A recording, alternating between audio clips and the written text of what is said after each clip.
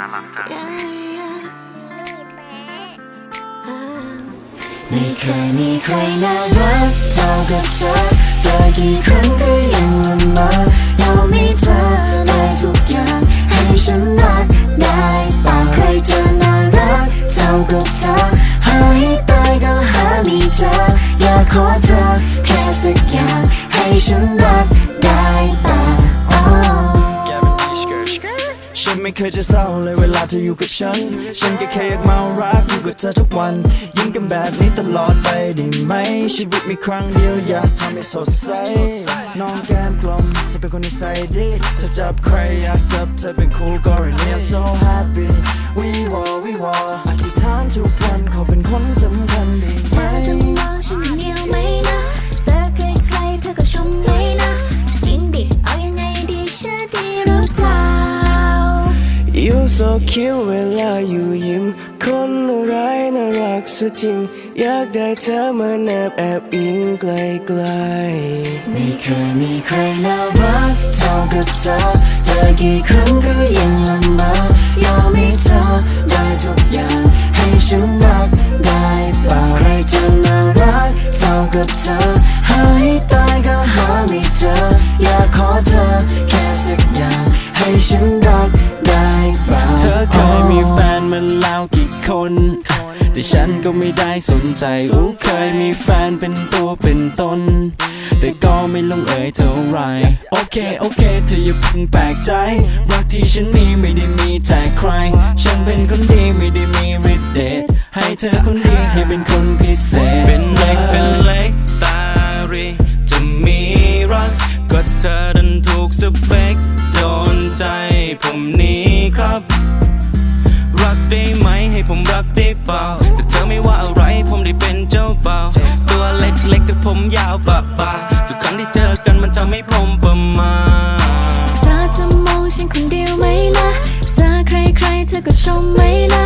จริงดิเอายังไงดีชื่อดีหรือเปล่า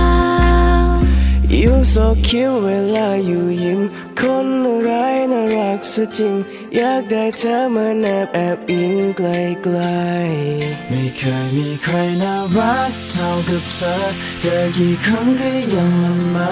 ยอมให้เธอได้ทุกอย่างให้ฉันรักได้ป่าใครจะน่ารักเท่ากับเธอหาให้ตายก็หาไม่เจออยากขอเธอแค่สักอย่างให้ฉันรักได้ไม่เคยมีใครน่ารักเท่ากับเธอเจอกี่ครั้งก็ยังละเมอยากมีเธอได้ทุกอย่างให้ฉันรักได้ป่าใครจะน่ารักเท่ากับเธอหาให้ตายก็หาไม่เจออยากขอเธอแค่สักอย่างให้ฉันรักได้ป่า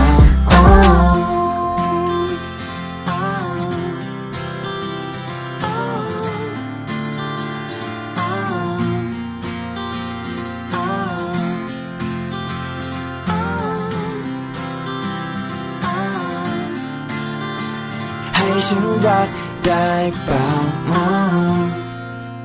บอกใคร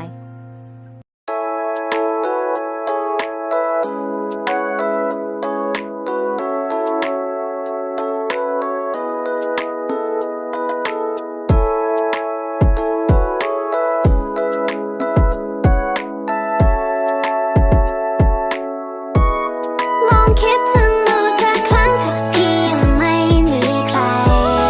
ขอถามพี่หน่อยได้ไหมดีใจมีน้องบ้างหรือยังเปิดใจหน่อยได้ไหมถ้าพี่ก็คิดเหมือนกันแค่เห็นตอนพี่ชี้ยิ้มดูก็ละลายทั้งหัวใจขอถามได้หรือเปล่าจะหนูไม่เคยเลยยังถ้าตั้งไม่มีได้โอนให้ใช้ส่งเลขบัญชีพี่ได้ไหมถ้าหนูไม่ใจร้ายอยากทำร้ายแบบนี้จะได้ไหมตัวเล็กแบบไม่มีใครคล้ายคนไล่ดีหน่อยได้ไหมเดี๋ยวพี่จะทักไปหาให้ไวแค่ใจที่ให้หนูไปบอกแค่นี้ให้หนูได้รู้ that's why I want to loving you จะมีแค่youและIเท่านั้นไงไม่อยากให้เป็นแค่ฝันไปเอาตามที่หนูสบายใจเลยรอยยิ้มหนูเป็นตัวทำละลายขอเป็นสถานะหนูบ้างได้ไหมจะละลายใจหนูให้มาคบกับพี่ไม่เชื่อลองดูพี่ไม่อยากมองหนูเป็นได้แค่น้องเพราะว่าใจสีห้องของหนูนั้นพี่จองผมจะเปลี่ยนพี่น้องให้มาเป็นคู่ครองครอบครองใจลองคิดถึงดูสักครั้งถ้าพี่ยังไม่มี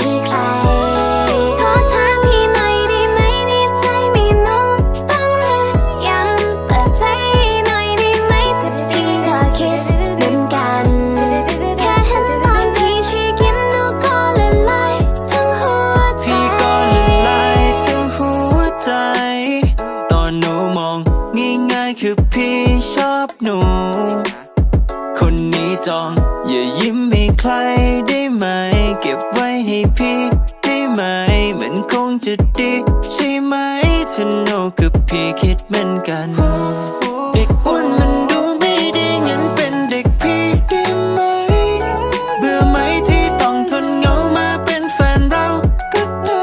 นะไม่ต้องมองใครคนอื่นรู้ไหมคนดีว่าพี่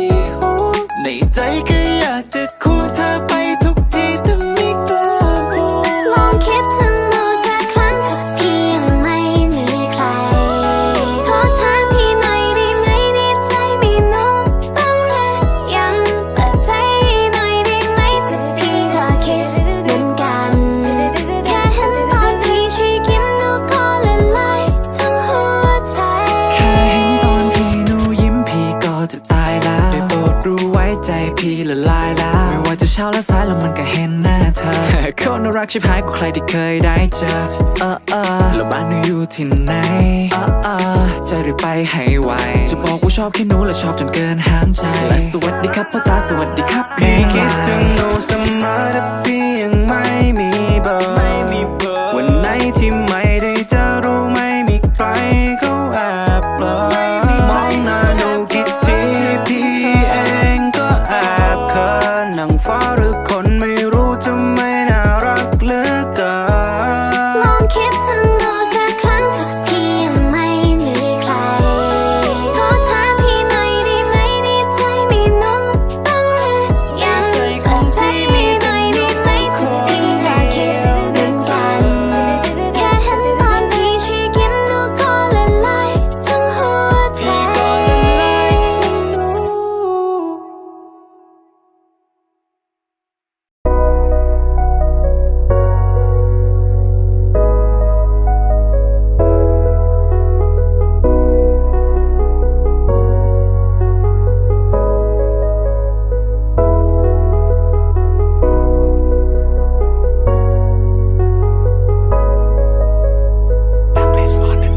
ก็ว่าชอบคนนี้นะรู้หรือเปล่าชอบแบบนี้นะรู้หรือเปล่าพูดไม่ฟังนะไม่ว่ายังไงก็ตามแค่มีเธอกับฉันสองคนแค่นี้ก็พออยากให้เธอไปอยู่ด้วยกันนะจะเอายังไงกับฉันล่ะเงินจะมีเป็นล้านคงไม่มีค่าเท่าเธอก็ว่าชอบคนนี้นะรู้หรือเปล่าชอบแบบนี้นะรู้หรือเปล่าพูดไม่ฟัง